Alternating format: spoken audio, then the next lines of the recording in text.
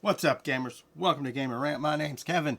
In today's episode, Electronic Arts is going to apparently try to jump back into college football.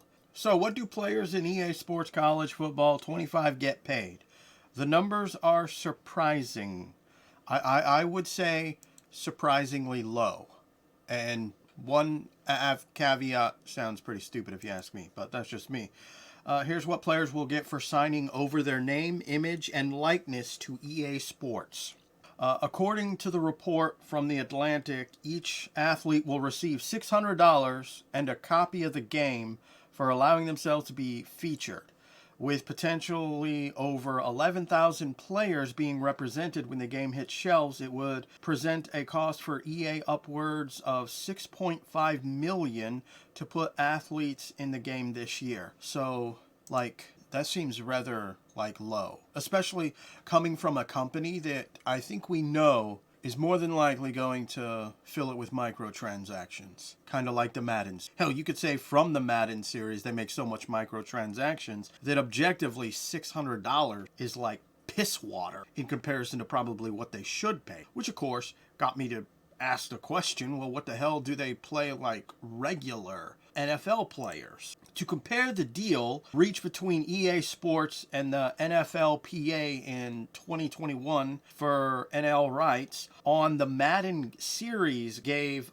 $500 million to players for a 5-year deal, which represents approximately $33,000 per player per year they appear in the game, which to me still sounds relatively low. You know, all the microtransactions they're going to milk from that they have milked from it, even 33 sounds relatively low to me. And $600 sounds even fucking worse. You think they could at least, go, I don't know, maybe 10,000, at least somewhat comparison to the 33. But don't worry, you'll get a free copy of the game.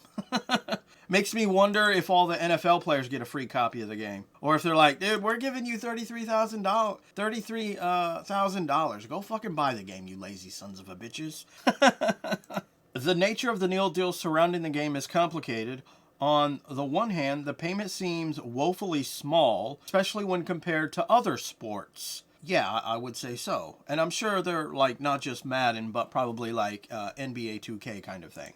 But the relaunch of a college football game isn't without substantial risk on the part of EA Sports as well. It remains, get the fuck out of here. You going to sit here and tell me that there's a risk for them with all the microtransactions that they're pumping out and making money from? No.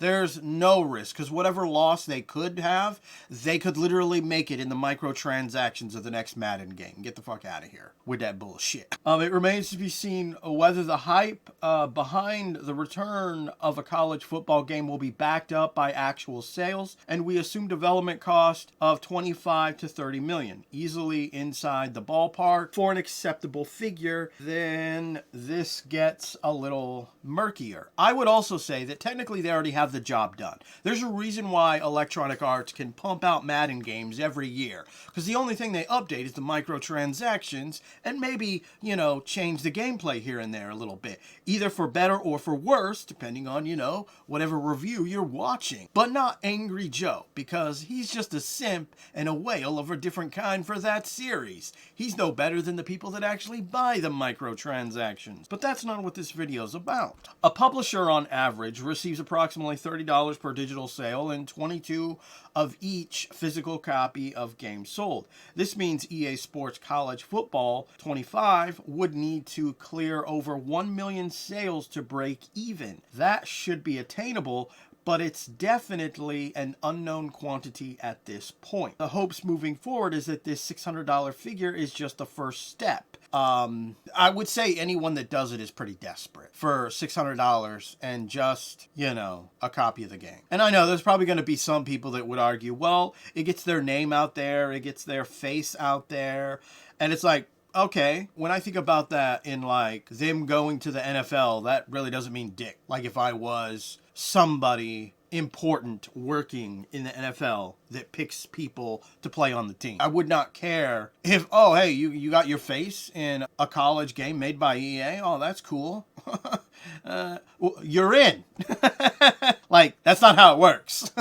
Like, that would be something that you would not put on the resume. You wouldn't even bring up during an interview because it literally means moot to the NFL. So we're now looking at a slightly different article. We're scrolling down. Link to both of these is in the description box below. The esports college account delivered another nugget on Thursday, announcing that all 134 FBS schools will be in the game, including Michigan and Michigan State. But you can also play as the 3 MAC schools to the state and be able to lead Eastern Michigan, for example, to level of glory that's unattainable on the real life gridiron. So here's my question. What are they paying the colleges? Because, you know, this isn't just a matter of paying the players. It's kind of like they have to pay the NFL too to use NFL and its likeness and all that other stuff. And I'm pretty confident that's a pretty substantial amount of money, like more than, you know, $33,000 kind of money. So what are they paying these individual colleges to use the likeness of their football's brand, etc., uniform colors, etc., etc.? Because something tells me it's probably way more than $600 measly and a free copy of the game. Again, microtransactions. And you'll take note that the reason why I keep bringing up microtransactions, because publishers objectively make more money from this.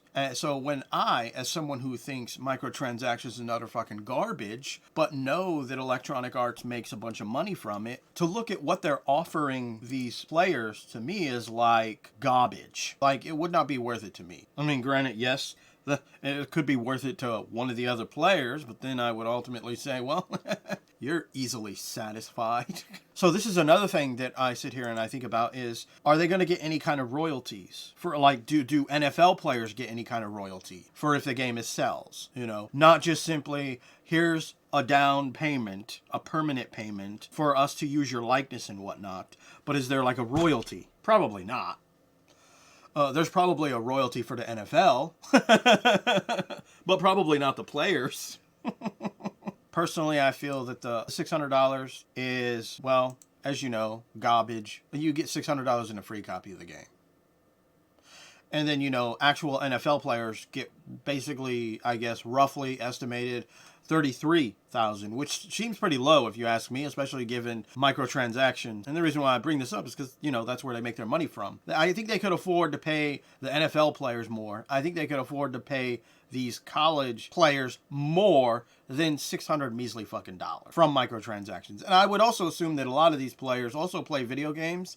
And if they do, then they should be well aware of the fact that Electronic Arts makes a shit ton of money from microtransactions. And they're probably going to microtransaction infest this college game. I mean, this whole thing is rather redonkulous. Anyway, I hope you enjoyed this video in some fashion or form. And remember, gamers, if you're not voicing your thoughts and concerns about the bullshit in gaming, loot boxes, microtransactions, and Electronic Arts, who can clearly afford more than $600 measly fucking dollars in a copy of the fucking game, you just might be a part of the motherfucking problem.